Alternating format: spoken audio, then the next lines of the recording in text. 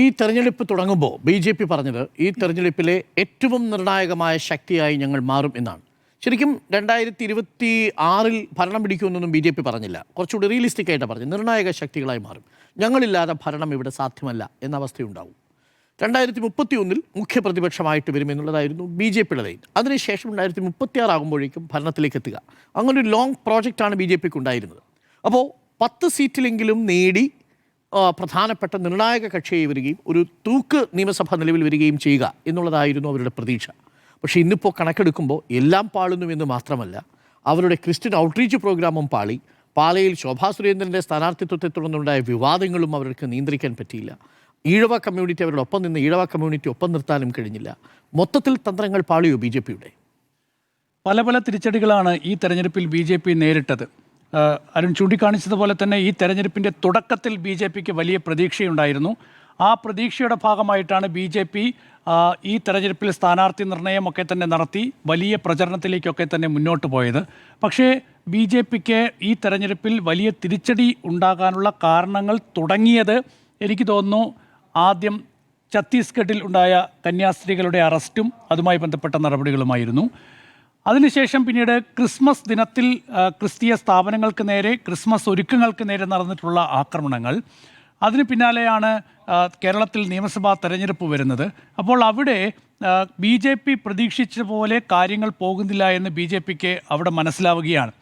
കേരളത്തിൽ വേരൂന്നണമെങ്കിൽ ന്യൂനപക്ഷ വോട്ടുകൾ ഭിന്നിക്കാതെ സാധിക്കില്ല എന്ന് BJPക്ക് വളരെ കൃത്യമായി അറിയാം. കാരണം കേരളത്തിലെ മുസ്ലിം ന്യൂനപക്ഷ വിഭാഗവും ക്രിസ്ത്യൻ ന്യൂനപക്ഷ വിഭാഗവും ഒന്നിച്ചു നിൽക്കുമ്പോൾ കേരളത്തിൽ രാഷ്ട്രീയമായി വളരുക സാധ്യമല്ല. കാരണം കേരളത്തിലെ ഹിന്ദു വോട്ടുകൾ എന്ന് പറയുന്നത് അതിലേറെ ഈഴവ തീയ വോട്ടുകൾ എന്ന് പറയുന്ന CPMൻ്റെ ശക്തി കേന്ദ്രങ്ങളായ ആ വോട്ടുകൾ സെക്കുലർ ഫാബ്രിക്കായ വോട്ട് ബാങ്കാണ്.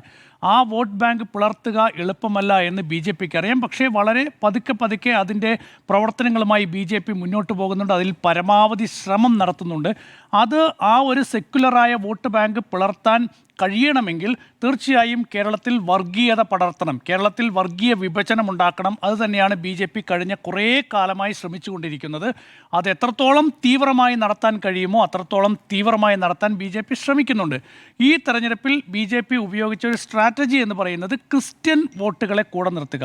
അത് കഴിഞ്ഞ ലോക്സഭാ തെരഞ്ഞെടുപ്പ് മുതൽ തുടങ്ങിയതാണ്. അത് കേരളത്തിലെ ലോക്സഭാ തെരഞ്ഞെടുപ്പിൽ ഒരു ടെസ്റ്റായിരുന്നു. ആ ടെസ്റ്റ് തൃശ്ശൂരിൽ വിജയിച്ചു എന്നതാണ്. തൃശ്ശൂരിൽ നമുക്കറിയാം അവിടുത്തെ 6 അസംബ്ലി മണ്ഡലങ്ങളിൽ BJP 1-ാം സ്ഥാനത്തെത്തി. നമുക്കറിയാം അവിടെ ക്രിസ്ത്യൻ വോട്ടുകളില്ലാതെ ആ അസംബ്ലി മണ്ഡലത്തിൽ BJPക്ക് 1-ാം സ്ഥാനത്തെത്താൻ സാധിക്കില്ല എന്നത് വളരെ വ്യക്തമാണ്. അപ്പോൾ അവിടെ BJPക്ക് 1-ാം സ്ഥാനത്തെത്താൻ സാധിച്ചു എന്നത് വലിയ നേട്ടമായി BJP വിലയിരുത്തുകയും അതുകൊണ്ടാണ് ജോർജ് കുര്യനെ പോലൊരു മന്ത്രിയെ കേന്ദ്രമന്ത്രിസഭയിലേക്ക് കൊണ്ടുവരികയും ചെയ്തത്. പക്ഷേ അങ്ങനെ കൊണ്ടുവന്നു എങ്കിൽ പോലും ഉത്തരേന്ത്യൻ നഗരങ്ങളിൽ, ഉത്തരേന്ത്യൻ സംസ്ഥാനങ്ങളിൽ തീവ്ര ഹിന്ദു സംഘടനകളുടെ ക്രിസ്ത്യൻ വിരുദ്ധ നീക്കങ്ങൾ പ്രതിരോധിക്കാൻ BJPക്ക് സാധിച്ചില്ല. അവിടെ BJPയുടെ കണക്കുകൂട്ടലുകൾ പിഴച്ചു. അത് ഈ തെരഞ്ഞെടുപ്പിൽ പാളാൻ പോകുന്നുവെന്ന് മനസ്സിലാക്കിയതോടെയാണ് ഈ തെരഞ്ഞെടുപ്പിൻ്റെ പ്രചരണ ഘട്ടത്തിൻ്റെ ഇടയ്ക്ക് വെച്ച് ഇവർ FCR എന്ന ബില്ല് കൊണ്ടുവരുന്നത്. സത്യത്തിൽ അത് ക്രിസ്ത്യൻ ന്യൂനപക്ഷത്തെ ഭീഷണിപ്പെടുത്താൻ വേണ്ടിയായിരുന്നു.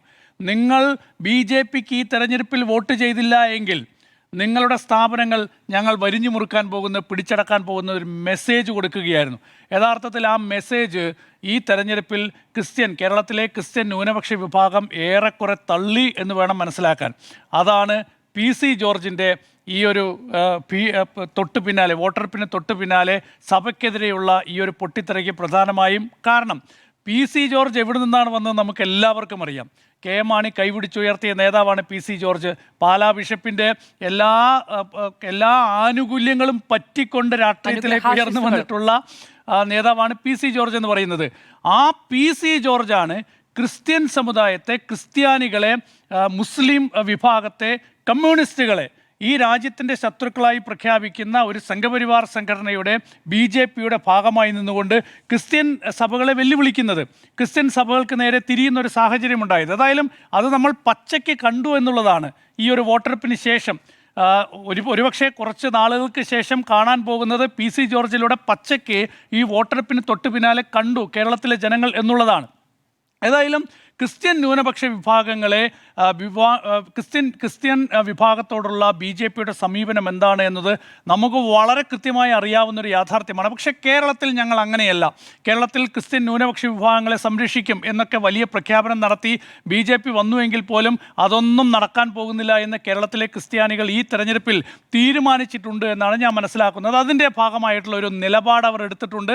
ആ നിലപാട് തിരിച്ചടിയാണെന്ന് BJP മനസ്സിലാക്കിയത് കൊണ്ട് തന്നെയാണ് ഞാൻ നേരത്തെ പറഞ്ഞതുപോലെ FCRA ബില്ലുമായി വന്നൊരു ഭീഷണി BJP നടത്താൻ നോക്കിയത്. അതും ഏശിയിട്ടില്ല. ഏതായാലും BJPയുടെ വലിയ പ്രതീക്ഷകൾ ഈ തെരഞ്ഞെടുപ്പിൽ നടക്കാൻ പോകുന്നില്ല എന്നുള്ള കാര്യം ഏറെക്കുറെ ഉറപ്പായിരിക്കുകയാണ്. നേരത്തെ ഇപ്പോൾ നമ്മുടെ റിപ്പോർട്ടിൽ പറഞ്ഞതുപോലെ തന്നെ 10 സീറ്റല്ല 5 സീറ്റ് പോലും BJPക്ക് ഈ തെരഞ്ഞെടുപ്പിൽ കിട്ടാൻ പോകുന്നില്ല. ഒരുപക്ഷേ നേമത്ത് വിജയിച്ചാൽ, അതല്ലെങ്കിൽ കഴക്കൂട്ടത്ത് വിജയിച്ചാൽ, അതല്ലെങ്കിൽ മഞ്ചേശ്വരത്ത് വിജയിച്ചാൽ 1 or 2 സീറ്റ് BJPക്ക് കിട്ടിയേക്കും. അതും കിട്ടാൻ സാധ്യതയില്ല എന്നാണ് ഞാൻ മനസ്സിലാക്കുന്നത് നിലവിലെ ഒരു വോട്ട് ഷെയർ അനുസരിച്ച്. പക്ഷേ ഇവിടെ BJPയുടെ ഇത്തവണത്തെ കണക്കുകൂട്ടലുകൾ പിഴച്ചാൽ പോലും ഒരുപക്ഷേ കേരളത്തിൻ്റെ BJPയുടെ രാഷ്ട്രീയ നീക്കങ്ങൾ അവസാനിക്കും എന്ന് ഞാൻ പ്രതീക്ഷിക്കുന്നില്ല. അത് കൂടുതൽ തീവ്രമായി വരാൻ പോവുകയാണ്. ആ തീവ്രമായി വരാൻ പോകുന്നതിൻ്റെ ഒരു തുടക്കമായിട്ടാണ് ഞാൻ ഇത്തവണത്തെ BJPയുടെ ഈ നീക്കത്തെ വിലയിരുത്തുന്നത്. ക്രിസ്ത്യൻ ന്യൂനപക്ഷ വോട്ടുകൾ കൊണ്ട് കേരളത്തിൽ വിജയിക്കാൻ കഴിയില്ല എന്ന് BJPക്ക് നന്നായിട്ട് അറിയാം. ഇത് ഇപ്പോഴത്തെ ഒരു താൽക്കാലിക തന്ത്രം മാത്രമാണ്. BJPയുടെ വോട്ട് എവിടെയാണ് ഇരിക്കുന്നത്? BJPയുടെ വോട്ട് ഇരിക്കുന്നത് ഇടതുപക്ഷത്തിൻ്റെ കൈകളിലാണ്. ഇടതുപക്ഷത്ത് നിന്ന് BJPയുടെ നിലവിൽ നായർ വോട്ട് ശതമാനത്തിൽ ഒരു വലിയൊരു വിഭാഗം വോട്ട് BJPയിലേക്ക് എത്തുന്നുണ്ട് എന്ന് നമുക്ക് വളരെ കൃത്യമായി അറിയാം. ഈഴവ വിഭാഗത്തിൻ്റെ വോട്ടുകൾ കൂടി പിടിച്ചെടുക്കാൻ കഴിയണം. അതായത് നമ്മൾ നേരത്തെ പറഞ്ഞ സെക്കുലർ ഫാബ്രിക് ആയിട്ടുള്ള ആ വോട്ടുകൾ കൂടി പിടിച്ചെടുക്കാൻ കഴിയണം. അതാണ് BJPയുടെ തന്ത്രം എന്ന് പറയുന്നത്. അതിനാണ് വെള്ളാപ്പള്ളി നടേശനെ കൂടെ നിർത്തുന്നത്, BDJS എന്ന് പറയുന്ന ഒരു പാർട്ടി രൂപപ്പെട്ടു വരുന്നത്. ആ പാർട്ടിയെ കൂടെ നിർത്തി BJP മുന്നോട്ട് പോകുന്നത്. ഏതായാലും ആ ഒരു നീക്കം BJP വരും ദിവസങ്ങളിൽ കൂടുതൽ തീവ്രമാക്കാൻ പോവുകയാണ്. അപ്പോൾ അതിനെ പ്രതിരോധിക്കാൻ എനിക്ക് തോന്നുന്നു കേരളത്തിൽ ഇടതുപക്ഷത്തിന് മാത്രമേ സാധിക്കുകയുള്ളൂ എന്നുള്ളതാണ്. ഉത്തരേന്ത്യൻ സംസ്ഥാനങ്ങളിലൊക്കെ തന്നെ നമുക്കറിയാം കോൺഗ്രസ് എങ്ങനെയാണ് BJPയെ നേരിട്ടത് എന്നത്. കോൺഗ്രസ് BJPയെ ശക്തമായി നേരിടുമ്പോൾ കോൺഗ്രസിൻ്റെ പ്രധാനപ്പെട്ട നേതാക്കളൊക്കെ തന്നെ BJPയിലേക്ക് പോകുന്നതാണ് നമ്മൾ ഉത്തരേന്ത്യൻ സംസ്ഥാനങ്ങളിൽ ആകെ കണ്ടത്.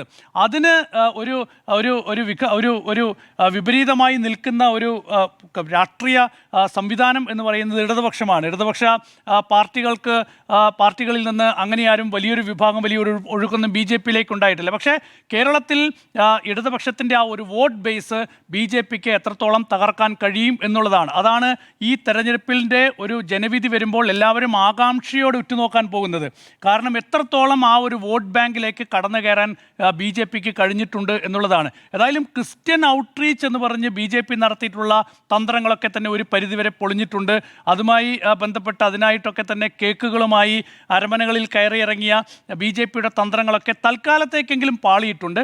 പക്ഷേ അതൊരു താൽക്കാലിക പാളൽ മാത്രമാണ് എന്നുള്ളതാണ് എൻ്റെ ഒരു ടേക്ക് എന്ന് പറയുന്നത്. ഭാവിയിലേക്ക് ഇവിടെ ഈ ഒരു വിദ്വേഷ വിത്തുകൾ കൂടുതൽ ആഴത്തിൽ വിതച്ചുകൊണ്ട് BJP മുന്നോട്ട് പോവുക തന്നെ ചെയ്യും.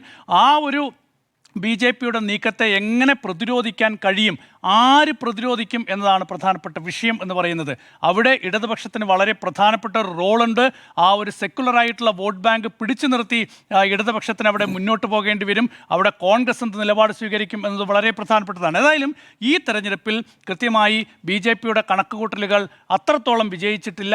അത് ഒരുപക്ഷെ 1 സീറ്റിലോ 2 സീറ്റിലോ ഒതുങ്ങാം. ഒരുപക്ഷെ അതും BJPക്ക് ഈ തെരഞ്ഞെടുപ്പിൽ കിട്ടാനുള്ള സാധ്യതയില്ല എന്നുള്ളതാണ്. പക്ഷേ നമ്മൾ മനസ്സിലാക്കേണ്ടത് ഈ FCRA ആക്ട് ബില്ല് കൊണ്ടുവരുന്നതിലൂടെ ക്രിസ്ത്യൻ ന്യൂനപക്ഷ വിഭാഗങ്ങൾ ഈ നാട്ടിൽ നടത്തിയിട്ടുള്ള അവരുടെ വിദ്യാഭ്യാസ മിഷണറി പ്രവർത്തനങ്ങളൊക്കെ തന്നെ രാജ്യത്തിനെതിരെയാണോ എന്നൊരു വലിയ ചോദ്യം ഉയരുന്നുണ്ട്. ഇപ്പോൾ മദർ തെരേസയുടെ മിഷണറീസ് ഓഫ് ചാരിറ്റി എന്ന് പറയുന്ന ആ ഒരു സംഘടനയ്ക്ക്, ആ ഒരു മിഷന് വരുന്ന ഒരു സഹായത്തിലൂടെ രാജ്യത്തെ കുഷ്ഠരോഗികളെ സഹായിക്കാൻ വേണ്ടിയിട്ടാണ് അവർ രാജ്യത്ത് പ്രവർത്തിച്ചിട്ടുള്ളത്, സന്നദ്ധ പ്രവർത്തനം നടത്തിയിട്ടുള്ളത്.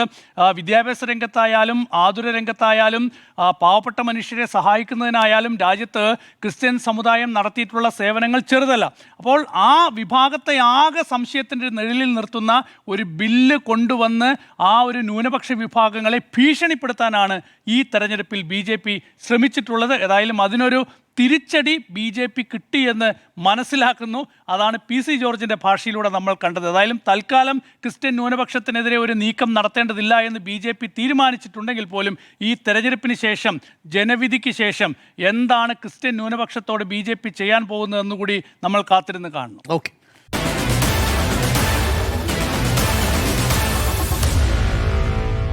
Meet the editors.